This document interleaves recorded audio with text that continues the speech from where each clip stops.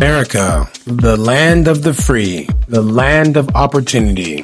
For generations, the United States has hailed as a beacon of opportunity, a place where the dreams are within reach for those who dare to pursue them. From the gold rush of the 1800s to the tech boom of Silicon Valley, the allure of the American dream has drawn millions seeking a better life. But beneath the surface lies a complex reality. While the promise of opportunity rings true for some, for many others, it remains an elusive dream. From staggering income equality to limited access to quality education and healthcare, the American dream often feels out of reach for marginalized communities. And while the U.S. prides itself on diversity, systematic racism continues to cast a shadow over the land of opportunity. No, is the USA the land of opportunity? Or is it time for us to challenge ourselves to make the U.S. a better place and a better opportunity for our future? Let's find out together.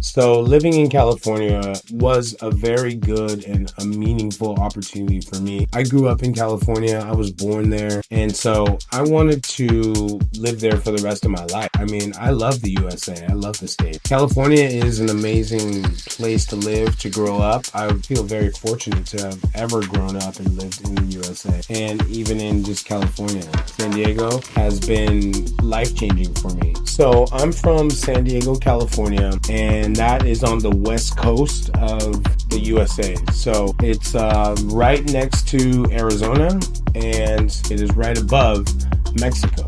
San Diego, if you know about San Diego, it's very expensive. It's really high cost of living, and you don't really get a lot of bang for your buck.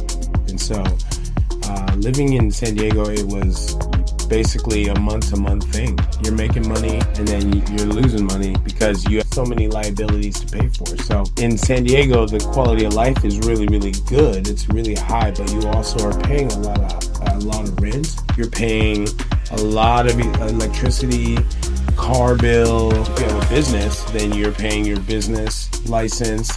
You're paying your insurance, your business insurance, all of your equipment that you need, right?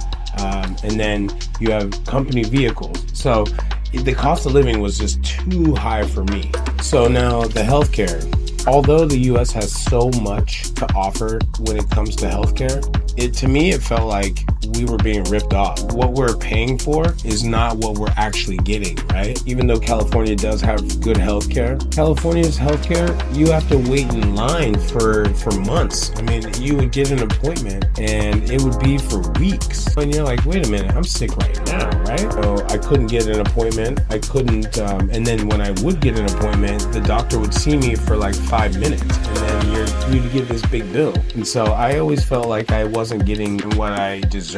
And so being in the US felt like a big weight on my shoulders, you know? And I just couldn't deal with it anymore. Maybe you have that same idea, right? Is that the healthcare in the US is just rigged. It's rigged against the normal person like myself, you know? I was looking for a better quality of life in San Diego. Things were just so expensive that it just really wasn't feasible anymore for me to be in California. So I bounced. So number 2 was I wasn't able to see my family. Actually, all my family members live all around the USA. I was never able to see my family. That was a big deal for me, and I just didn't want to leave California because I had my businesses there, and that was where I was making money. It was really difficult to make plans with my friends, right? Because I always felt like we always had to make a schedule. Yeah, it was pretty difficult to just go and hang out with your friends, right? And so I don't know if you can relate to that, but yeah, it was just like that for me. Reason number 3, I work too much.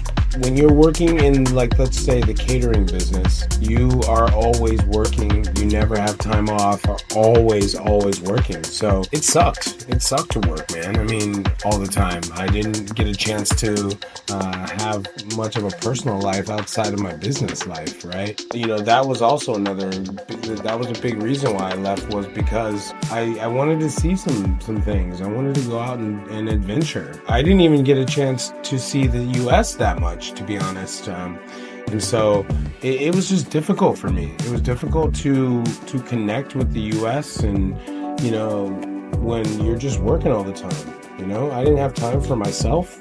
Okay, so reason number 4, taxes. I don't know about you, but I don't like paying taxes, and I don't definitely like paying sales tax, income tax, tax on gas, tax on food, tax on this, tax on that. You're like, what is going on here? I would make, you know, my income, and then next thing you know, I lose like 55%. And so how can you even save like that? I just don't understand. I felt so trapped all the time. Every month it was just one thing after another, and it just kept piling up and piling up. And when I left, it felt so great to not have that burden anymore. And so I don't know about you, but for me, since I left, I don't have that burden of all those bills and all the taxes and stuff that I had before.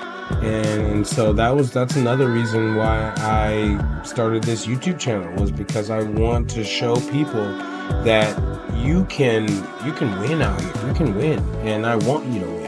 And my last reason, number 5, is travel. I wanted to travel outside the U.S. And so, again, like I said, you know, I never got a chance to be outside the U.S., outside of like Mexico and Canada, which, you know, I don't really consider that like abroad, you know. You got to go across the pond for that, right? And so for me, I wanted to explore. I wanted to see what was out there, right? Unfortunately, in the U.S., they don't really advertise other countries. They only advertise the states.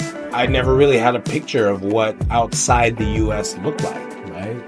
And so I don't know if you can relate to that, but for me, I didn't know, right? And so when I came to Vietnam, I still kind of thought in my mind that they lived in shacks, right?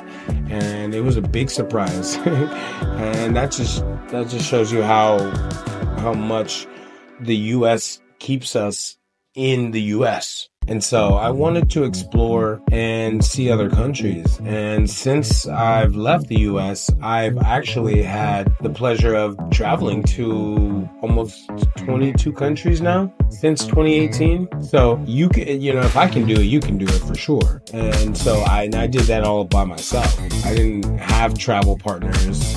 I didn't have mom or dad to help me out. No, I just did that all myself. And so, you know, if you have any reservations about traveling by yourself, I highly recommend you go and do it, because it'll really open up your mind. It'll really help you to expand, you know, outside the U.S. It'll help you expand on whatever you want to do, because you can make friends out here.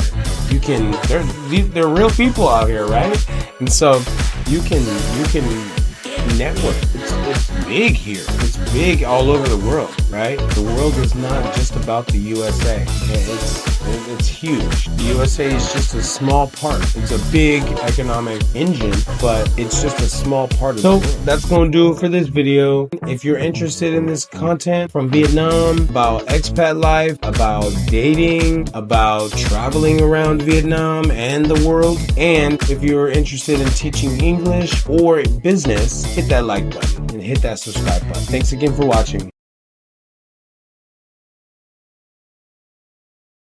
If you're like me in 2018, you be smart to get the hell out of there. I left.